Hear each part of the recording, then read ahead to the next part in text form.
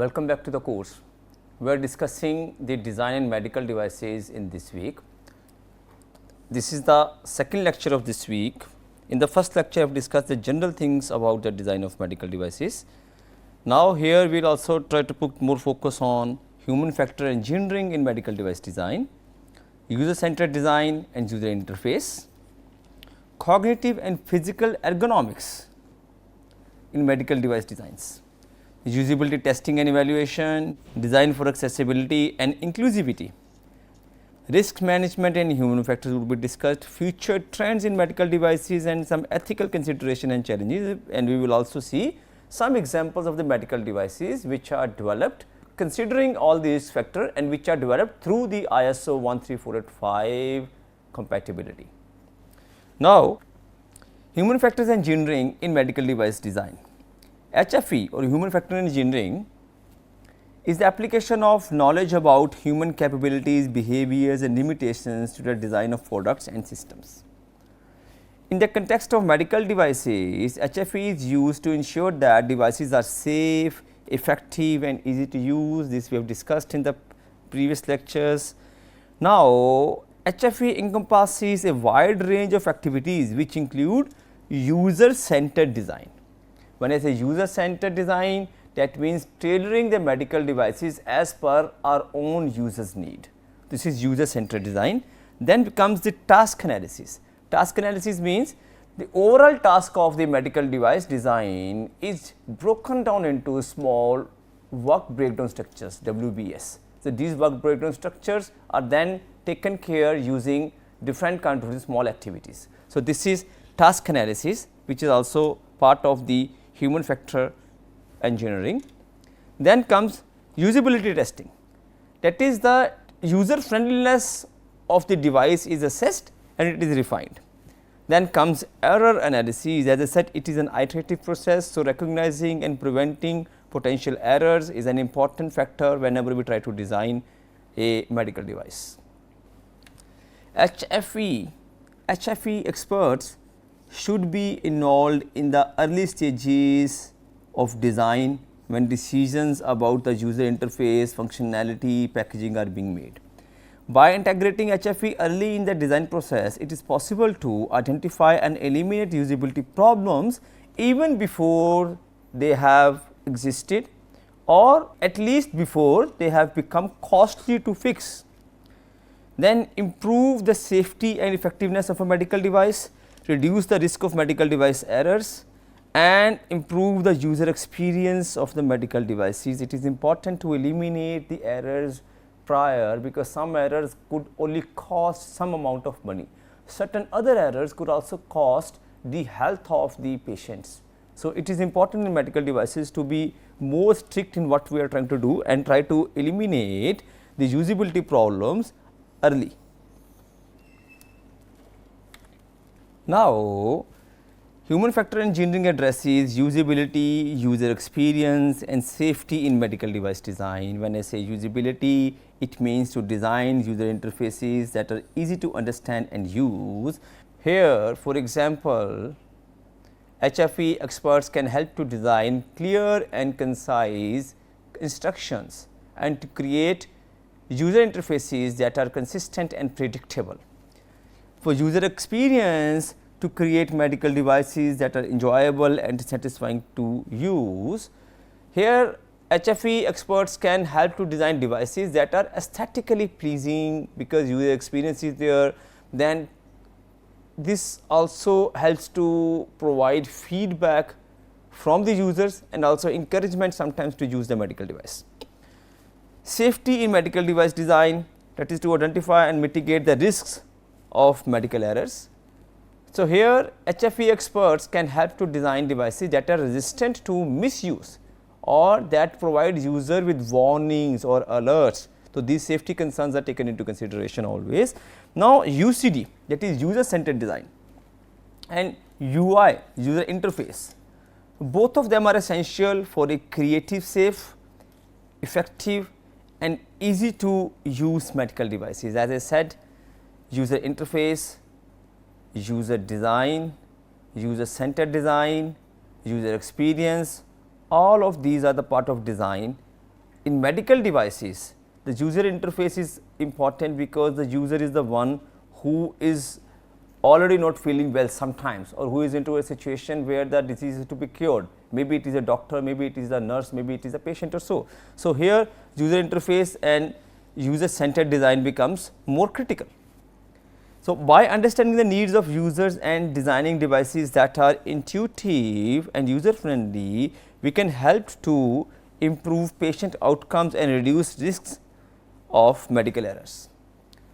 Now, some of the specific instances could be taken or examples could be taken on how user centered design and user interface design can be used in medical devices.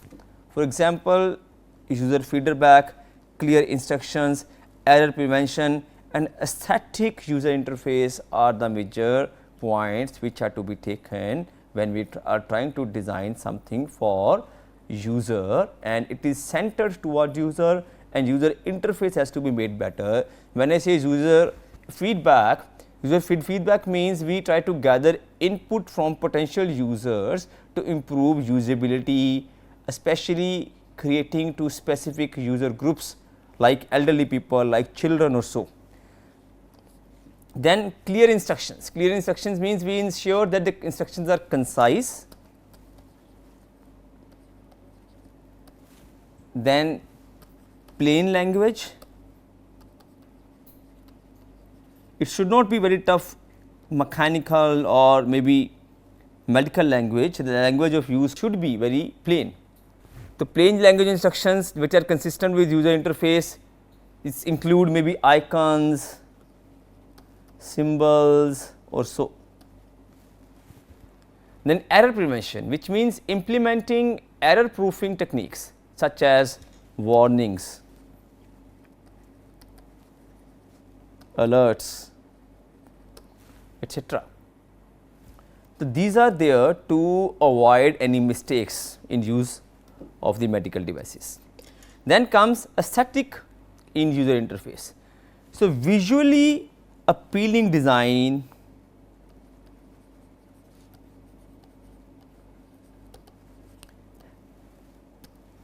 is a part of the user interface, because visually appealing, if I say the red color could be given wherever the alert is to be given, the green color means it is clear. So, this color coding could be used, and also the device could have some patterns or colors, so that visually it is appealing. So, to create visually appealing interfaces, we need to have the help of the designer, and creating these kind of interfaces for a more enjoyable or stress reducing user experience, considering color, font choices could also be made. Next comes cognitive and physical ergonomics in medical device design. Cognitive ergonomics is concerned with how users mentally process information and make decisions when interacting with medical devices. This includes factors such as cognitive workload, mental models and error prone situations. When I say cognitive workload, this is the amount of mental effort that is required to use a device.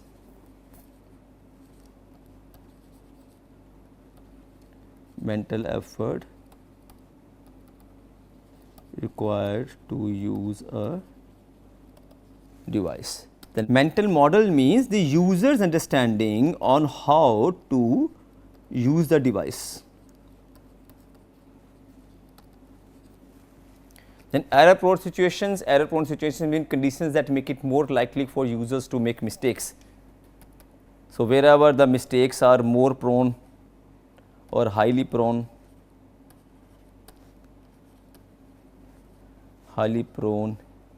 areas or aspects in the design where errors could be made, those are focused and those are also mitigated in the cognitive and physical ergonomics design.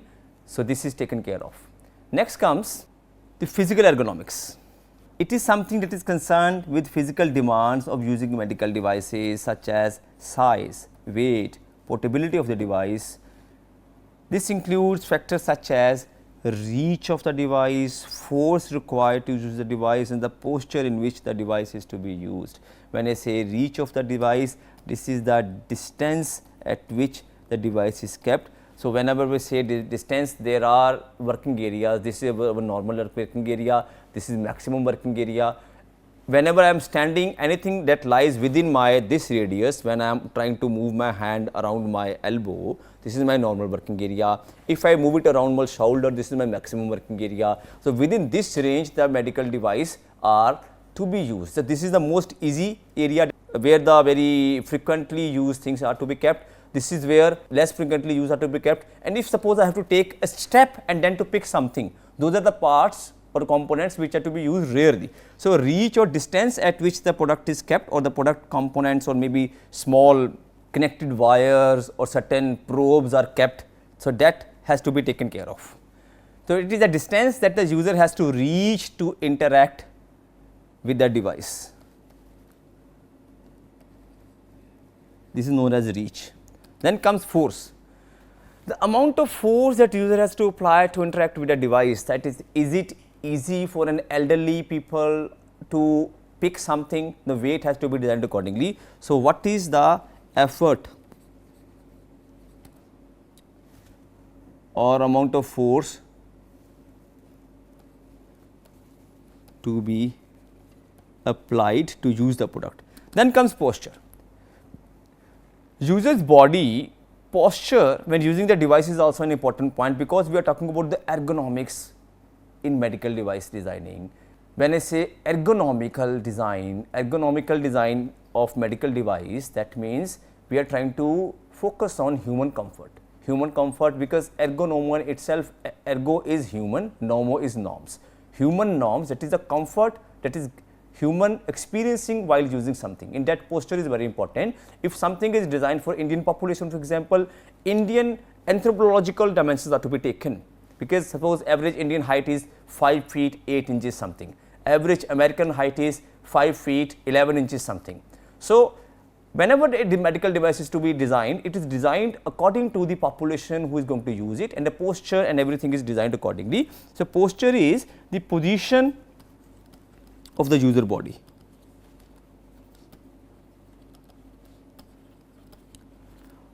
Only then the innovation would be called social innovation, if the local population who is using the device is happy to use it and they really feel that it has made a social change and social impact has been positive. So, then only the things would be there. So, these things, that is the ergonomics becomes one of the critical factors when we are trying to design a medical device. Now, by considering cognitive and physical ergonomics, it is possible to design medical devices that are easy to use, safe and effective. This can help to improve patient outcomes and reduce the risk of medical errors. Further, in cognitive and physical ergonomics in medical device design, some specific examples of how these can be applied to medical device design are: use clear and concise language in the user interface, then provide feedback to the user that whether the product is being used correct or not. For example, if the user is trying to use something correctly, green light could be there, otherwise alerts and the red light could also come. Then we need to make the user interface consistent, that is for each or any of the users whosoever comes, it has to give the similar results. Then design the device for the specific needs of the user, specific needs, which means if it is designed for elderly, it has to be taken care or used by elderly people who would not like to use many buttons on their device. They would also only like to know, okay, this is start button, stop button, these are 2-3 lights which are giving indications, and not many part or many textual instructions are there, only symbolic instructions are given. So, it is specific needs of the user are to be met here. Then we need to optimize size, weight, portability of the design. So, these are certain specific tips whenever we are trying to design something for ergonomics and for cognitive design. Then comes usability testing and evaluation. Usability testing and evaluation, here usability testing is a method of evaluating the usability of a product or system by testing it with users. It can be used to identify usability problems such as errors, confusions, frustrations. So, this is the level of the error or the non-conformances.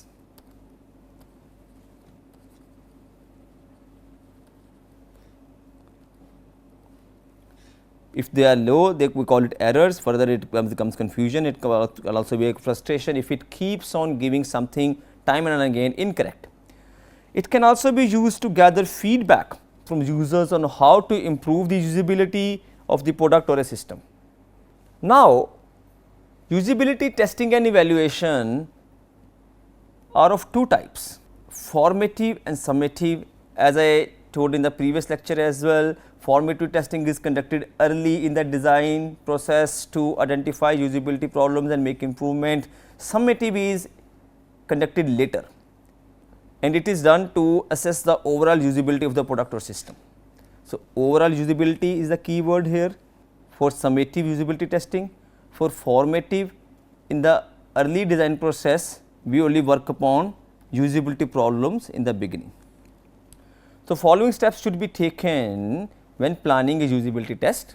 That is, we need to identify the goals of usability test, that what usability are we trying to work upon, significant parts to be tested upon. Then we try to identify the users who will be participating in the test. Then we develop a test plan, develop a test protocol, not only the plan, the protocol. Okay, this is the test protocol that will be followed for the specific kind of the problem. This kind of test could be conducted. This is a kind of a plan to have a usability testing and evaluation. Now, the data collected from a usability test should be analyzed to identify usability problems. For designing for accessibility and inclusivity in medical devices, accessibility and inclusivity are important considerations in the design of medical devices. Examples of how accessibility and inclusivity can be considered in the design of medical devices. Certain example tips are given here. Number one is use clear and concise language in the user interface. For users with reading and comprehension difficulties, clear language, concise language with maybe some visual presentation of symbols, icons that could be given. Then we provide auditory feedback as well. Auditory means for users with visual impairments, for elderly people, for children, auditory feedback, okay, you did good, okay, not correct, something like that, okay, not okay, this auditory feedback could be given. Then design the device for different sizes and shapes of hand. It could be even hands or feet or any body part depending upon the population you are trying to target for design. If it is for kids, it has to be smaller. If it is for adults, it has to be bigger. For elderly people, it has to be software. For different kinds of sizes, it could be designed so that you try to hit the maximum population. Then we can also provide text alternatives for images. That means the text alternatives may be the Braille language. This is not I am talking about the general text, because that is already covered here in the point number 1. This is for people who are visually impaired.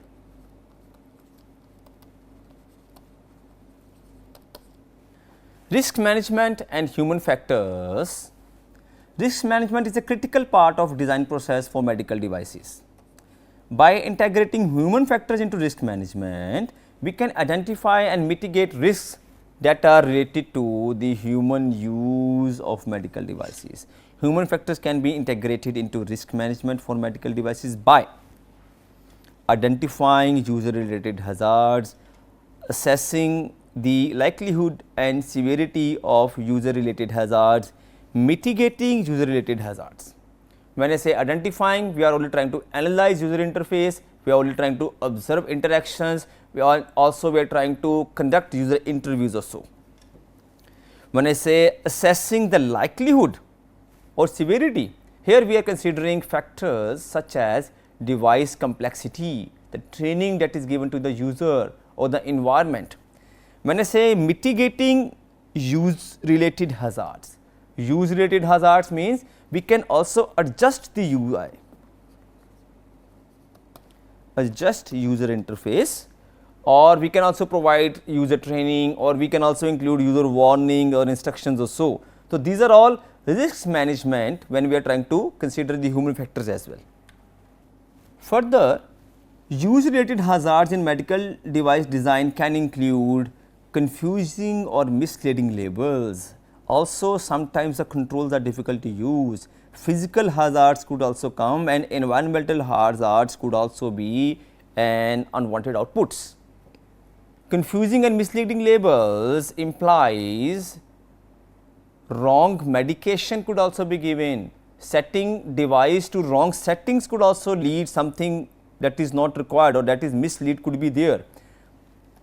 Difficult to use controls means the controls are making user frustrated. As I said, errors, confusions, frustrations do come and mistakes might also happen. Physical hazards include the sharp edges, the hot surfaces, the electrical shocks, or anything of these kind could be physical hazards. Environmental hazards could be the radiation exposure or maybe the exposure to hazardous chemicals. So, all of these use hazards can be mitigated by improving clarity and simplicity, enhance visual cues, simplify user interaction, and also addressing physical and environmental hazards is to be taken care of. Next comes future trends in medical device design. The field of medical device design is constantly evolving with new technologies emerging all the time. Some of the most promising future trends in medical device design include emerging technologies in healthcare, impact of artificial intelligence, that is AI on medical device design, the rise of IoT, that is the Internet of Things, and connected medical devices. So, we will learn more about these in the coming slides, and we will try to see what kind of medical devices now are using different kinds of the future trends. Now, emerging healthcare technology trends. Healthcare technology trends in which artificial intelligence, which is trying to imitate what human could do, that is AI transforms medical device design, aiding disease diagnosis, patient monitoring, personalized treatment, all in one set. AI powered devices advance cancer treatment for effectiveness and reduce toxicity. Internet of Things, it is a part of AI. Internet of Things, that is using different sensors, different gadgets to get the data from the patients or from the doctors. The data could be live, the data could be directly monitored or so. So, IoT links diverse medical devices, generating valuable data for enhanced patient care. IoT connected devices improve chronic disease monitoring like diabetes or heart conditions. Because these are connected to the Internet of Things, there are sensors that could be directly connected to heart. Your heartbeat monitoring could be done directly, and with small connection to the Wi-Fi, the heart could be monitored directly within your home itself. So, that means the chronic disease monitoring such as diabetes, heart conditions can all be connected through IoT. Diabetes, the number of steps you are taking each day, simply we have smart watches nowadays that can also calculate the number of steps you are taking, the overall BMI, body mass index that you have, that can also be monitored using these small devices. Then comes VR, because we are talking about the emerging healthcare technology trends. VR is virtual reality, in which virtual reality shapes medical training and surgical planning, offering immersive experiences. Virtual reality means we are trying to imitate what is happening in reality into the virtual environment. Like for example, some dissection has to be happened, cockroach dissection has to happen. In virtual environment, we can try to do it, how it would actually be done in the reality, that is also imitated here. VR aids pain management and surgery preparation for patients. Surgery preparation means before doing actual surgery, we try to do a surgery in a virtual environment. So, that is a simulation of surgery in the virtual environment.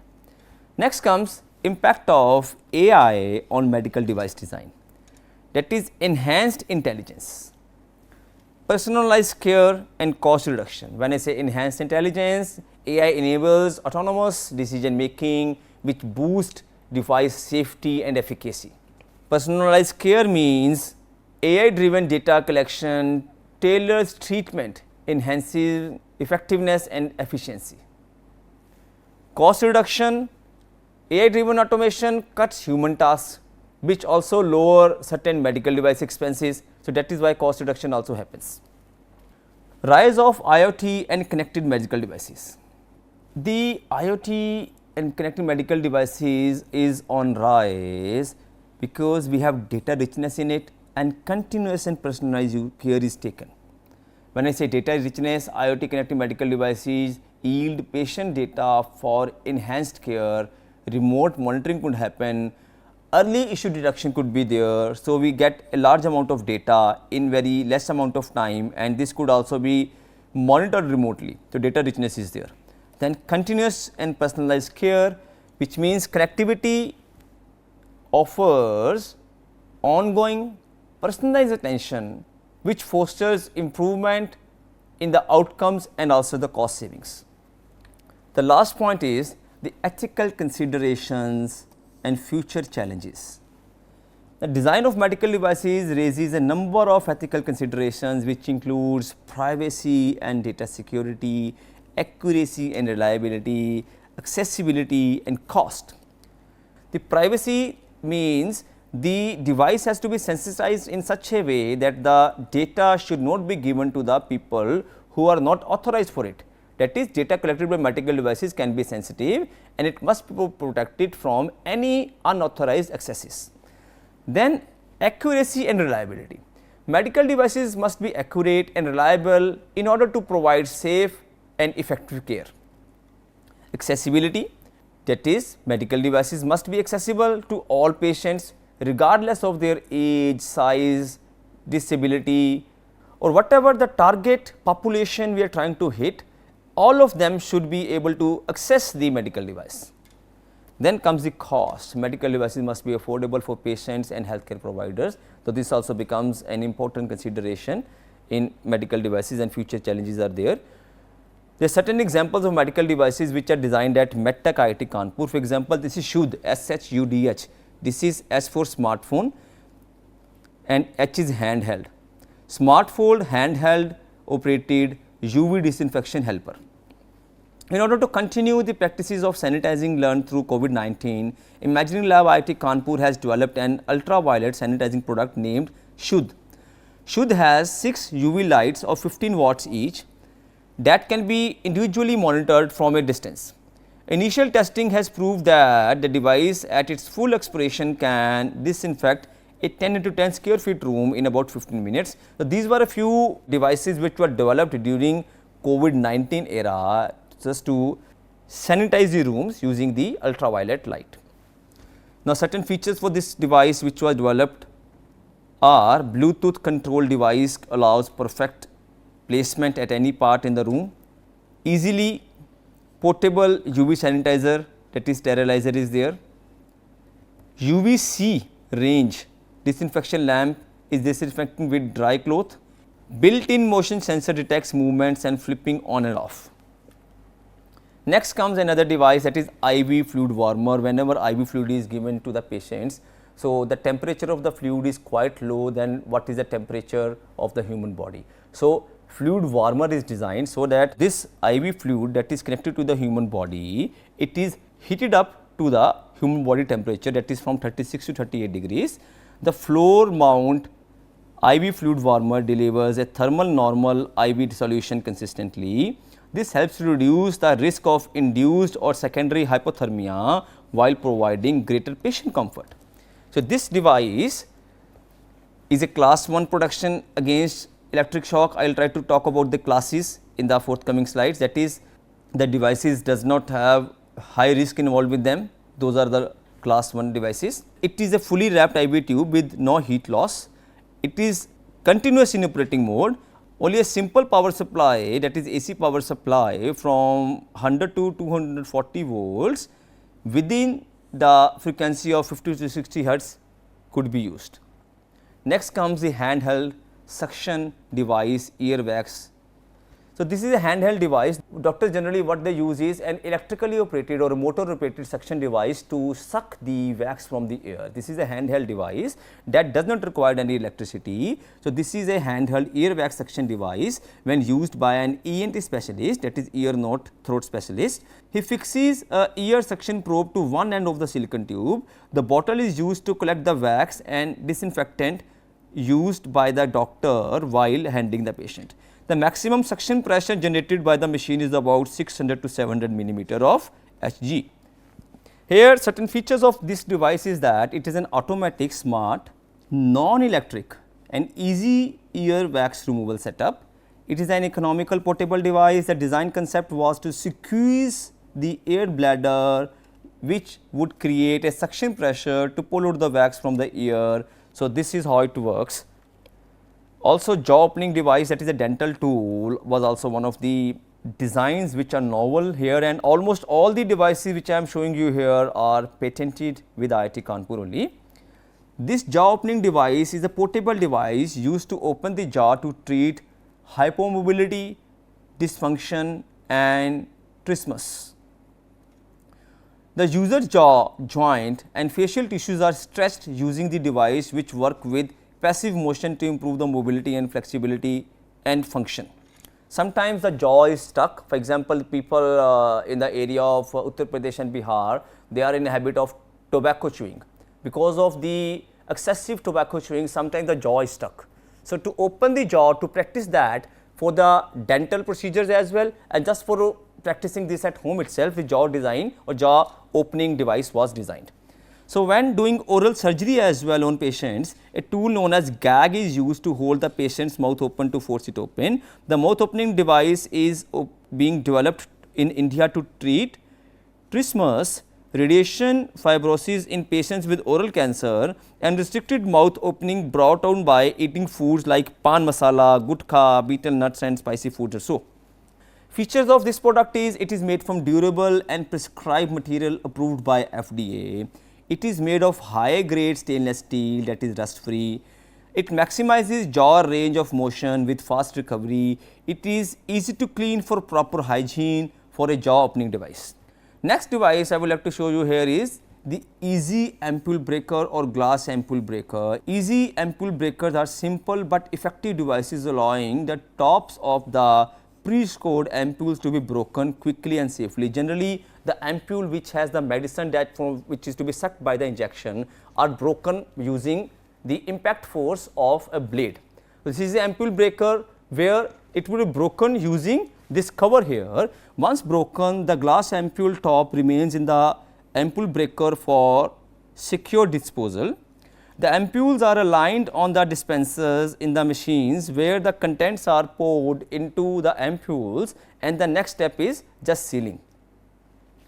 These are single use polyethylene sleeve ampule breakers, and they help to protect your fingers from glass shards when opening 1 ml to 3 ml of the glass ampules. The features of the glass ampule breakers are, they are designed to protect users from injury. Users are generally the nurses or the doctors. They are compatible to the ampule sizes with different ampule sizes available, that is from 1 ml to 3 ml. This product is made durable and long lasting with flexible material. Generally in the beginning, TPU is used as a material. I will talk about TPU and other polymer materials and metal materials for rapid prototyping in the next week. This is ideal for breaking and opening ampules for all types with score and without score. Next comes the oxygen concentrator, which is one of the pioneer products developed at IIT Kanpur Imaginary Lab. So, during the COVID-19 pandemic, the IIT took an effort to develop an in-house oxygen concentrator, which was later given as a license to Albot Technologies Private Limited to sell it in the market. So, this is designed using the PSA technologies, that is the pressure swing absorption technique. The features of the oxygen concentrator are that it has a capacity of 10 liters per minute. Oxygen concentrator has a purity of oxygen of around 92% plus minus 3. The concentrator has an adjustable capacity of 1 to 10 liters per minute. The MOU has exchanged between IIT Kanpur and Albot Technologies, so that this is also used finally by the consumers, and it was a social innovation in the beginning when we started during the COVID-19 pandemic, and it has become a business later when it is now also being sold for various medical uses. Next come one of the products or prototypes, that is shoe warmer heating insoles. This is a battery powered heating foot warmer shoes that provide basic level settings to allow users to regulate the degree of warmth according to their preferences. A small but accessible switch is provided for activating the shoes. So, in the freezing temperatures, the soldiers when they work in the areas of maybe Kargil or maybe wherever in Kashmir, the temperatures are even as low as minus 40 degrees. Their duty is just given for 2 hours or 3 hours a day, so that they come and rest later for their recovering from the cold that they have suffered in these 2-3 hours. So, this is a shoe warmer that could be used in the freezing temperatures as well to keep the foot warm. So, when the feet are kept warm, so the duty times could also be increased. So, footwear includes robust internal adhesive covers and strips and are waterproof for enhanced durability in snow and ice. The features are the shoe warmers can last up to 13 hours with the existing battery capacity that it was designed for. These are suitable and shock proof for both male and female. They are convenient to use and easy to charge because these are battery operated. There are certain robust and versatile uses of this, because not even in freezing temperatures, also in hospitals where the doctors are using or working in the temperatures which are quite low for the long hours, there also these shoe warmers could also be used so that they keep their foot warm. Next comes this universal smartphone based fundoscope for retinal imaging. So, to aid precise alignment and high quality retinal imaging, the lens holder has 3 translational degrees of freedom, making the device compatible with all smartphone cameras. So, this is a fundoscope to give the image of your eye retina here. Generally, the fundoscope are used by the doctors, they have the specific size of the fundoscopes. This is a fundoscope where any smartphone could be put here using a simple smartphone camera and the lens that is used in this fundoscope. We put the lens here and here the smartphone is held. So, it can give you the image of the retina as required. The simple design makes it possible even for a general practitioner to perform retinal imaging and send results to the specialist for further diagnosis. This is what we call as a social innovation, something for which a specialist is required, an eye specialist who would just like to have the image of your retina. This is something designed for any user who has a smartphone in hand. He can just fix the smartphone over it and try to have its image and send it to the specialist for the prescription later. Universal smartphone based fundoscope has following features: that alignment can be frozen at a desired position. It can be used with any brand or model of smartphones. Generally, the smartphones are of sizes of the screen maybe between 4 inches to 6 inches. So, any of these sizes could be used. It is easy to align the camera and condenser lenses on one axis. It is easy to handle with 3 translational degrees of freedom. To summarize this lecture, the design of medical devices is a rapidly evolving field. New technologies are emerging all the time, which presents both opportunities and challenges for medical device designers. It is important to stay up to date on the latest trends in the medical device design in order to create innovative and effective products. The design of medical devices has a significant impact on patient care. By carefully considering the needs of patients, clinical evidence, regulatory requirements and other factors, medical device designers can create products that can improve patient outcomes and save lives, and hence generate or create a social innovation that helps to improve the standard of the society. With this, the second lecture of this week is over. We will try to cover small classification of the medical devices in the coming lectures, and also we will try to talk about the design in agriculture machinery. Thank you.